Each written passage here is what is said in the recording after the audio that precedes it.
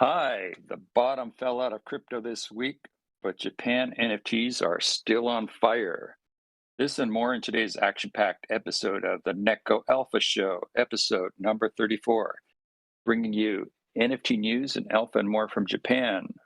I'm Neil, and I'm here with United Neko Alliance co founder Steve. Remember, not financial advice, do your own research. So before we take a look at the NFT ranking.jp 7-day volume, here's a quick report on an event that happened last night. So, Steve, you were there, right? Yeah, that was really cool. It was at a really swanky kind of like club in Omotesando, really nice part of town. And it's this company called Callback. And what they're doing is they're making basically they've got their own little app that you download, and with that app you can through NFC, through scanning through an NFC, you can actually um, accessorize an NFT that you receive. So I walked in the door. Here you see that Manimo-san has tweeted about it. Walk in the door. If you don't have the app, get the app, and then immediately get an NFT. And then as you're walking around the party, there are little NFC discs around at different places. You can scan those and then start accessorizing your NFT. And it's really cool. It's I think it's a great way to start onboarding newbies and normies that are not into NFCs. You can just sorry into NFTs. Just get through the app, get the NFT.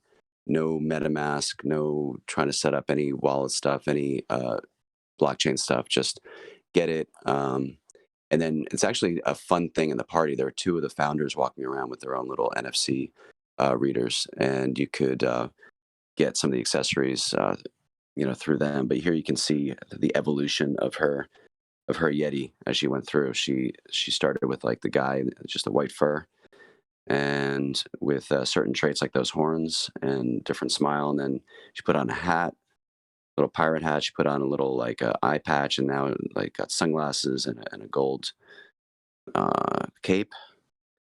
And so it's kind of fun. It's actually a fun way for people to be sort of doing stuff at a party. I think the downside now is like, what do you do with it? You don't. We're kind of talking about that before we started recording. You can't really easily access and flip your NFT.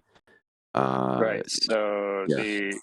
the basically, as I understand it, the this app creates a wallet for you, and so that part up to that part is like seamless, like for people that know nothing about crypto. But then, if you actually want to do something with it, you've got to export your keys and import them again. Which for anybody who knows their way around crypto, that's not a big ask. But for some people, I think they will just basically have this in their app and not know what to do with it. So Yeah, so it's nice in that you can easily get people to get into NFTs and do stuff and vibe with it at the party. But these same people are not going to be able to do anything with it unless maybe there must be like some kind of secondary, some kind of follow up application that would make it easy. I think that would be the next logical step for a business model like this. But it's kind of cool. There was another guy there, Chris, who we know, who's an NFT artist. He had his own little NFC reader and he was like giving out his own NFTs when he was there. So it's pretty easy to just I think if you know what you're doing, get the set it up for yourself, get your own NFTs minted, and kind of distribute them to people at a party or at any event. yeah, uh, yeah, I think this is this is the kind of stuff we want to see to really start onboarding the masses into NFTs. So very cool. Um, and I've been seeing this callback stuff started like before NFTs. It was just basically like a link tree type thing. You got the NFC, you touch, you carry the card, and then or put it out as a sticker on the back of your phone, and you can give easily pass your socials to somebody you meet. But then they're incorporating this whole NFT thing. We know they're working with Digital Garage, so probably in a kind of incubation phase and getting some advice there on making it more Web3. So I think this is just the beginning for these guys. So this could be pretty interesting. Right. Yeah, Let's and they move in. Oh, yeah, go go ahead. ahead. That's it. I was just going to say, if you go to the site that's linked from their Twitter, you can see a lot of creators have already used this technology, including Very Long Animals is listed, and a number of other people. So you can check that out. Yeah. Okay. Actually, did I have where's the web? Here's the web. Yeah. Distribute NFTs in real life. Yeah. So it's joint waitlist. So it's still it's kind of beta, right? So yeah, this is pretty interesting. Yeah, and the partners Uh, menu item at the top, you can see some people that they've worked with yeah. already. You see Uh, the garage there. some of who we know. Hmm. Yeah. All right. So let's have a look at the NFT collection ranking in Japan, 7-day volume. So this week again, AoPanda still number one, some decent volume, 345 ETH, 389 sales, and the floor price is now is 1.2 ETH. Neil, it's a good thing you swept the floor at point 0.6. I Oh, did. I oh, still don't oh, have one, man. you wanted to. Oh, sorry. I want, yeah. Okay. I got it. I mean, I like this project, but I do not have one yet. Okay. Uh, okay, next, let's look at something. A new entry at number 3, 225 ETH, 5,000 sales, average price 04, floor price 04, 10,000. Collection Tokyo Alternative Girls. So, and it looks like this is another Crypto Ninja partners related project. And so it's already, it's at 03, but a lot of these projects are minting at 001, or this one I think minted at 002. So, it's already at a 15 to 20x for the minters, and it's a pretty decent volume. And since it's a CNP related project, you can totally expect that this, may go up. It's kind of interesting to see this mix of two different style of PFPs. You've got like the sort of the half upper body, and then this kind of more of a typical portrait look. And it's called Tokyo Alternative Girls, but it seems to be a mix of guys and girls. And we don't know that much more about it, but so it minted on the 5th. Yeah, you can see it at 002 here. And I think, what did I see? I think I was just reading the OpenSea description actually, but it says creating an entertainment company in the Web3 NFT passport ticket collection music event production in partnership with record companies. The archive of Tokyo Club event distribution is NFT authentication for viewing. So that's a lot of words in there. It's a little bit tough to know what it all means. Plans to expand into the metaverse created by Japan's largest mobile company. So that would be NTT Docomo if that's true, but that doesn't mention them by name, so I'm not sure exactly what they're referring to. And it says, we're planning to create a tag liquidity pool. We're planning NFT staking in the future. You can get more limited NFTs depending on the number of NFTs you deposit, and it will be easier to win an invitation to live events. So not staking for money, which would probably be tough to do in Japan with regulations here. But what they're saying is you can stake and get more, like if you stake some stuff, you can get more limited edition NFTs, and this is going to somehow relate to live events. So it's tying into music, it's tying into events. So and there's a 10,000 NFT drop, but they're holding back 2230, which is about 22.3%, will be locked for 1 year for administrative purposes. So they have some plans for that. It might be similar to what Yugian was planning to do, hold some back in the treasury that would be distributed to their founders. I mean, or their funders, I should say. Yeah. Well, they said, But they but couldn't you do didn't that. really Yeah, say investors. They said partners. So or I think, investors or partners. Yep. yeah. So my understanding with you again is it's not just like freebies for the founders. It's more like ways to do ongoing promotion. But I don't have details, so it's hard to say. This one sounds more like for investors, but Sounds like it, right? yeah, that's hard to say what that means. And 20, typical 22% unique owners, 8% listed is actually on the high end, but it's a CNP related project, so totally expect that to see support from that community. Here's the Twitter. This is the creator Nanataku. It's a voicey personality and a member of Ninja DAO, of course. I mean, we're continuing to see Ninja DAO dominating. I mean, here's a quick, CNP jobs. AoPanda, of course. Ao Umino is a CNP Genesis NFT holder and a member of that community, so that she got a lot of support. So if you look at this, number one, AoPanda, number two, Crypto Ninja Partners, number three, Tokyo Alternative Girls, all CNP, right? And then we've got CNP and at 7 with jobs. So as usual, dominating. And then next we have, oh wait, did I skip one?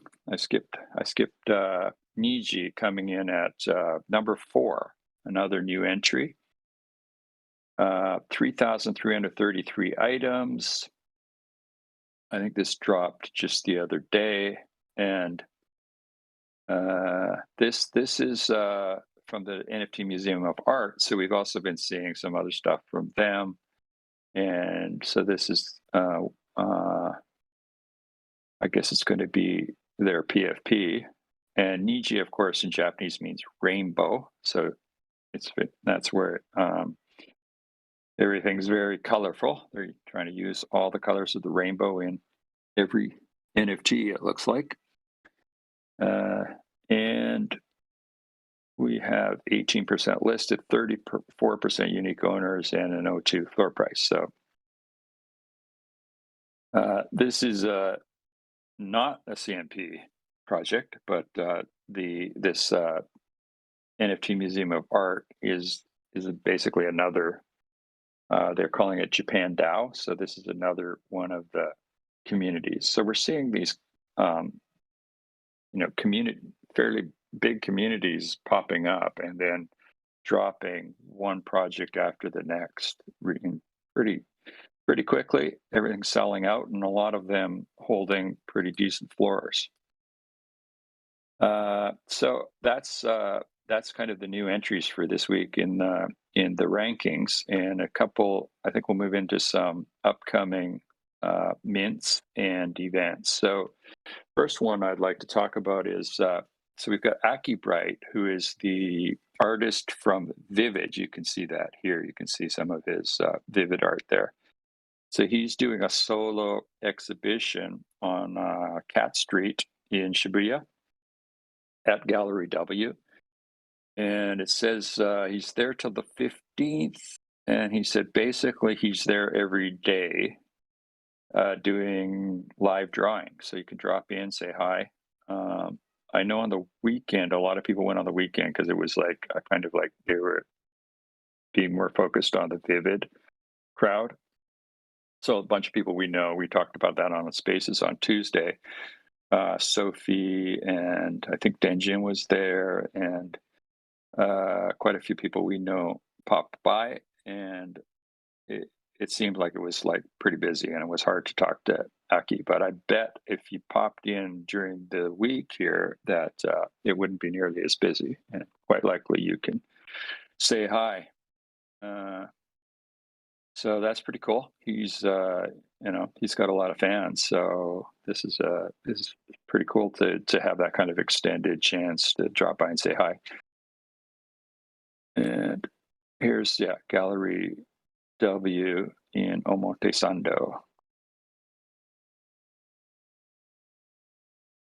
And next, I just want to mention this. I don't really have new information, but the Talisman Paper of Yama. We mentioned that the other day. This again, CNP. This is the Crypto Ninja Partners have some kind of event happening. It's going to be called Bar Nin event in November 2022.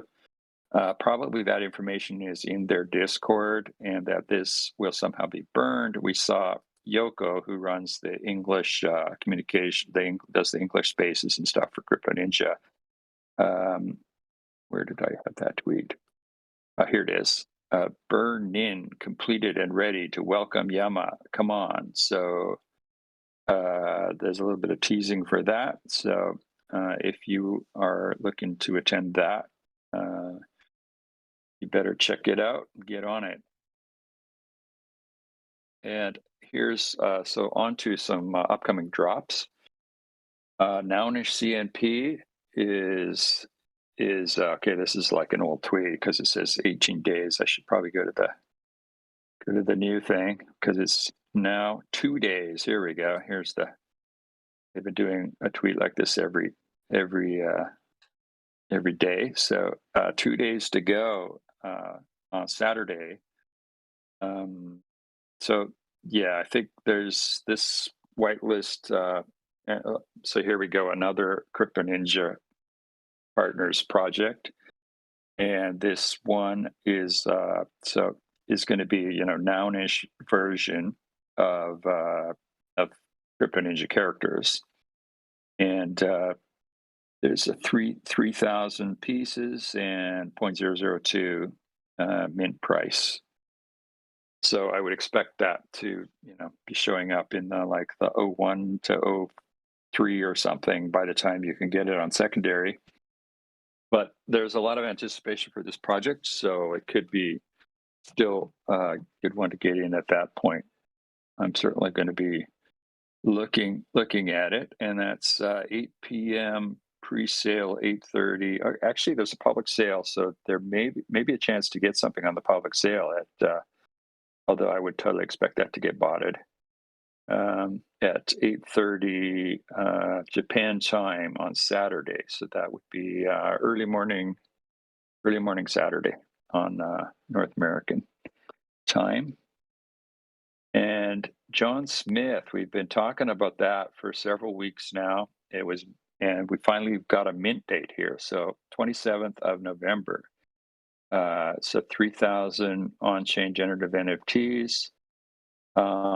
There's 100% whitelist. So I'm not sure if that's guaranteed mint or if the whitelist is going to if it's 100% whitelist, I would expect it to probably be a little bit, want to pad it a bit to make sure that it sells out.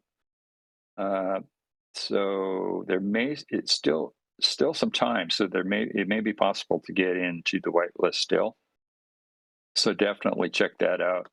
This is fully on chain. All the art is SVG, simple vector graphic, completely all the parts on chain. So each NFT is constructed generatively on chain. So that's pretty cool. And this is possibly the first project like this in Japan. So I definitely think it's going to have some historical value, and it's pretty cool. And that's about, one more thing. If you're a CloneX holder and you're in Tokyo, we're going to be in Tokyo in December 12th. There's a holders and they're +1 for a CloneX party.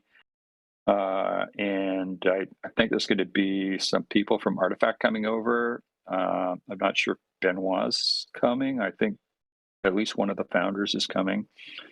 So that's going to be pretty cool. So if you're a CloneX holder and you're in Tokyo, definitely you want to be at that. And it's free. I think it's free for holders. And that's it. Maybe just a brief mention on our United Neko Alliance project. We've updated our website. It's gone very simple here, but this is all tying in. The Nekos have got us running around doing a lot of preparation, and you're going to see some more changes over the coming days. And yeah, this is what it looks like now. And definitely, you want to head around back of the shop to see what's there. What's down that little So, alleyway between the shop yeah, fronts? yeah. Should I show it? That's what I'm. Okay, here. Let's show it. There we go. You can see Oh, the tuna. So this is this is where the action is, the tuna and office.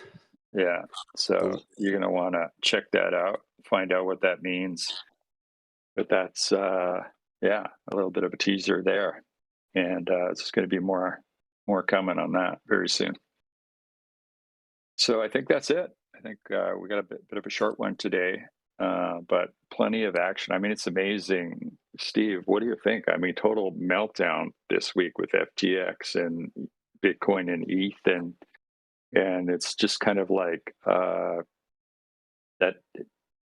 It's almost like it has nothing. It's been like it all summer, right? We've had the bear market, but things are just on fire here. It feels like we're just in our own world. Things are just rolling and getting stronger, getting like busier, getting hotter. It's kind of weird. Meanwhile, everybody's losing all their money, but here, like these projects are just like rolling in their own world. So it's good. I mean, I think just more and more people are coming in and getting more excited, and projects are retaining their value, at least in ETH terms. Yeah, yeah, in ETH terms, and ETH term, whatever happens, we're all believers. We believe ETH will come back. I mean, this yesterday, ETH went deflationary, like deflationary since the mint. So almost 2 months now since the merge happened, and the total ETH supply is now less than it was in first half of September. So it's a pretty amazing thing, and I would have been big news if it wasn't for the bigger news of everything crashing and ETH crashing. But I mean, this is something that I think is going to take a little bit of time to sink in. But a major crypto going deflationary is a big deal. I think it's gonna. I think it's gonna. Once things stabilize a little bit, Well, that's a nice we're gonna silver notice. lining. It's a nice thing to hold on to as we all go to zero.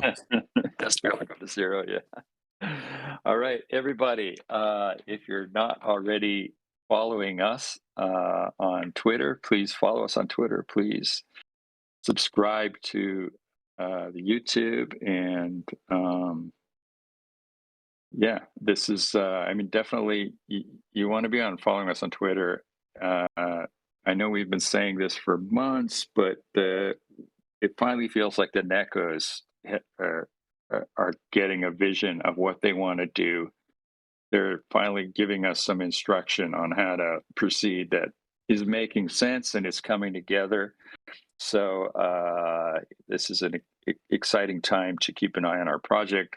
At the very least, you want to be paying attention to our um, Twitter, and maybe jumping in on our spaces on Tuesdays too, because we had again almost 1,000 people on Tuesday, and it was amazing with Kay. We should have talked about. We actually should have talked about that a bit, but Kay was going through wearables in the metaverse, and that's another area where so much stuff happening in Japan. So I think we'll get into that on a different YouTube show. But for today, let's end it here. All right. Please join us on the spaces. It was great. It was a great conversation and getting better and better. Yeah, next Tuesday we'll have William from Curve Grid. So we'll be talking Web3. Nice. What are people building here in Tokyo now? I mean, this is going to be really another very cool perspective to get into. Yeah. And one last All right. thing, we've got a co-host named Marimo-san, who is just one of the just I don't know what you'd say, like one of the major forces in this market, in this Japanese market, just A doing so many major, things. So major. yeah, major force is definitely the right word there. Yeah, we got to get her on the YouTube sometimes too. But for now, It's she's hard to track her definitely, down. I mean, yeah, she is she's half on cat, so Spaces. you gotta try to, you know, see what you can Yeah. do. Get her time. All right. See you guys next week. Everybody, have a good week. Later. Later, later. Don't let the market get you down.